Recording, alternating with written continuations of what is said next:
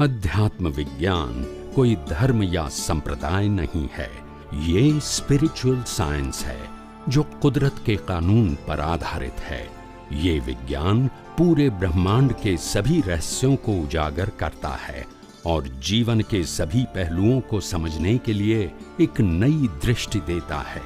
इसी को art of vision कहते हैं, दुनिया को देखने की एक नई दृष्टि, जो अध्यात्म विज्ञानी परम पूज्य स्वामी श्री कमलेशानंद जी के निर्देशन में सनातन सत्य का अनुसंधान कर हमारे जीवन को प्रकाशित करे। जय सच्चिदानंद। 12-9-18 આજે 12-9-18 આંકડો હારો છે। પૂજ્ય સ્વામીજી મહાવીર સ્વામી જગતના શ્રેષ્ઠ વૈજ્ઞાનિક છે। જૈન વિચારધારાને તેમણે વૈજ્ઞાનિક સ્વરૂપ આપ્યું। ત્યારબાદ જૈન વિચારધારાને વૈજ્ઞાનિક ઢબથી રજૂ કરનાર અને સરળતાથી સમજાવનાર આપ પ્રથમ છો। આપને ખૂબ ખૂબ ધન્યવાદ। તમને એવું લાગ્યું આપ જૈન છો? ઓકે, ના એટલે પહેલો પરિચય છે એટલે મને ખબર નથી એટલે ઓકે। તમને એવું લાગ્યું ખરું કે વિતરાગનો માર્ગ અથવા તો મહાવીરની વાતો ને મેં વૈજ્ઞાનિક ઢબે રજૂ કરી છે exactly? This is not flattering. This is not flattering. This is from the heart. This is okay, heart. It's from the heart. Okay, fine. નીચે ક્વેશ્ચન સોલ્વ કરશો। 1, આજનો માનવ ટેન્શન, સ્ટ્રેસ, દોડાદોડી, અજંપો, હતાશા, નિરાશા, ડિપ્રેશનમાં છે, એટલે કે તીવ્ર કસાય અશુભ યોગમાં છે। તે આવી તત્વ વિચારણા ક્યાંથી કરી શકે? પહેલા તેણે દેવગુરુ ધર્મની સહાયતાથી મંદ કસાય એટલે કે શુભ યોગમાં આવવું પડે। શુભ યોગમાં રહેતા જિજ્ઞાસા જાગતા જોગાનો યોગ થયો તે શુદ્ધાત્મામાં કદાચ પ્રવેશી શકે। આ બાબત ખુલાસો કરશું। હવે આ દેવ ગુરુ ધર્મ છે એ હાલ ક્રમિક માર્ગની અંદર ખાલી પાપ અને પુણ્યનો માર્ગ રહેલો છે। કયો રહ્યો છે? તત્વનો માર્ગ ખલાસ થઈ ગયો, સિદ્ધાંતનો માર્ગ ખલાસ થઈ ગયો છે, પણ શ્રદ્ધાનો માર્ગ હજુ જીવતો છે। જૈન ધર્મની વાત કરું છું। એટલે ત્યાં આગળ તત્વની વાતો કદાચ શાસ્ત્રોમાં પણ લખી હોય અને તત્વની વાતો સમજાવનારા પણ જ્ઞાનીઓ હોય, આપણો ક્વેશ્ચન એ નથી, પણ તત્વને અનુભવથી કહેનારા ના હોય।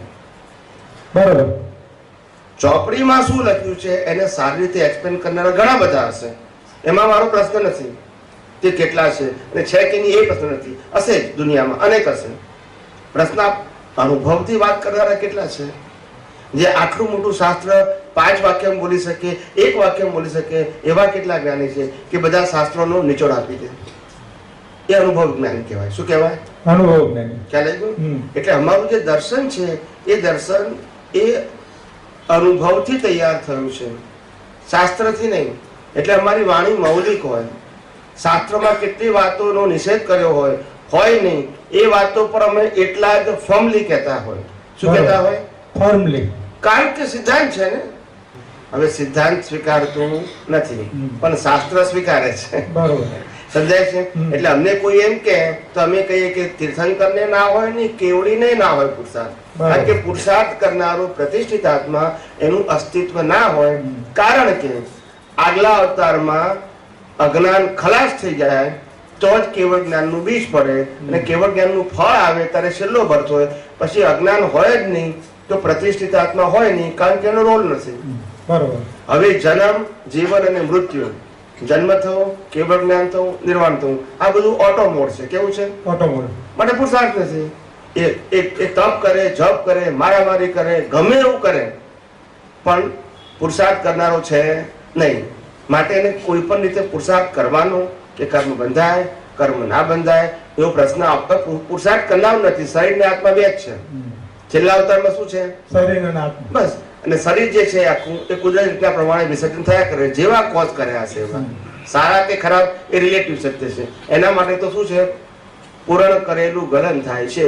લોકો માટે ડિટેલિંગ હોઈ શકે કે આ સારું કહેવાય, ખરાબ કહેવાય, આવું થાય બરોબર. રામથી આવું થાય, કૃષ્ણથી આવું થાય, મહાવીરથી આવું થાય એવું લોકો કે પણ એમને કોઈ લેવા દેવા ના મન હોય. કસાયમાં અવાય કેવી રીતે? હે તીવ્ર કસાયમાંથી પહેલા દેવગુરુ ધર્મસ્વયં મન કસાયમાં અવાય કેવી રીતે? આ વિજ્ઞાન છે હવે.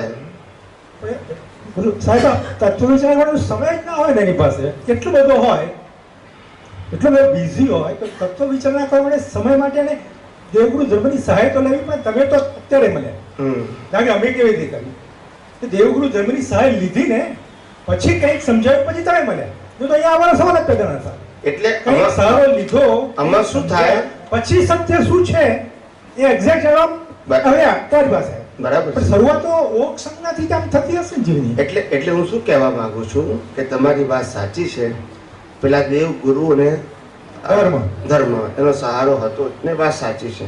એ કેટલા અવતારથી છે? આ અવતારમાં પહેલી વખત નથી આવ્યો. બરોબર. કેટલા અવતારથી હશે?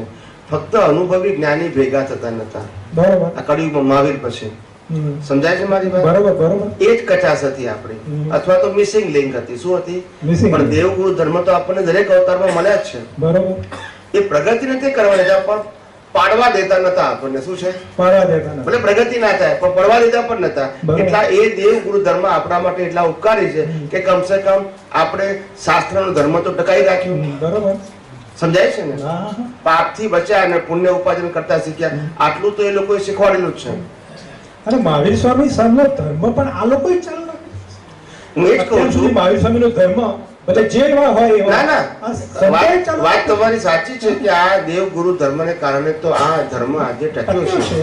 એટલે એમાં આપણને પ્રશ્ન છે નહીં. હા. પણ પ્રશ્ન મેઇન એ છે કે ભાઈ આપણને જે કસાયોની મંદતા જે કહીએ છીએ એ કસાયોની મંદતા ધર્મથી ના આવે, પણ કસાયોની મંદતા આ વિજ્ઞાનથી આવે.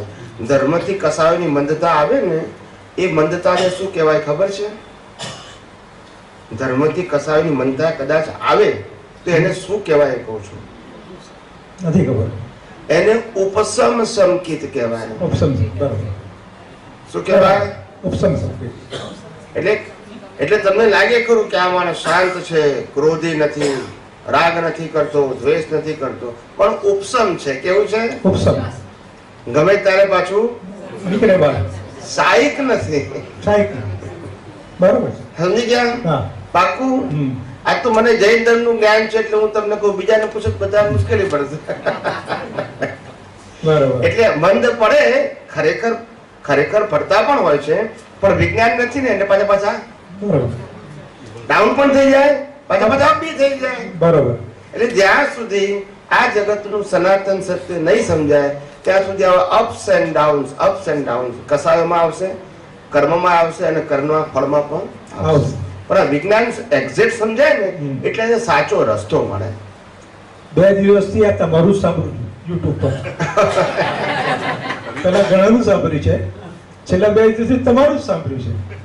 તમને શું લાગ્યું?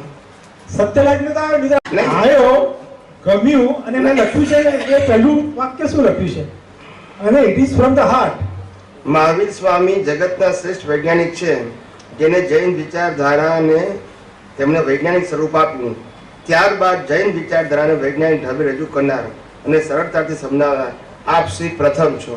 એટલે મહાવીર પછી મારો નંબર લગાવ્યો. 200 સંતોના પ્રવચન મેં સાંભળ્યા છે અત્યાર સુધીમાં, ઓછામાં ઓછા. જી જી. પણ આવું વૈજ્ઞાનિક દ્રષ્ટિથી સમજાયું કોઈએ નથી, જે ફક્ત 2 દિવસમાં સમજાય પડી છે. એટલે કહું છું સાહેબ. બીજો ક્વેશ્ચન પ્લીઝ. समझ में आता है ना? एकदम प्योर ये जैन है, आप भी जैन हो. ताली जोर से बजाइए ना. और जैन धर्म प्रत्यय पूरा माने, ना ना ना, पूरा माने. घर से कहते कि हम जैन हैं. હું જૈન હોઈશ કે અજૈન હોઈશ વ્યવહાર છે. જૈન જ સવાલ જ નથી. જૈન ધર્મમાં જન્મેલો છું. ખબર છે?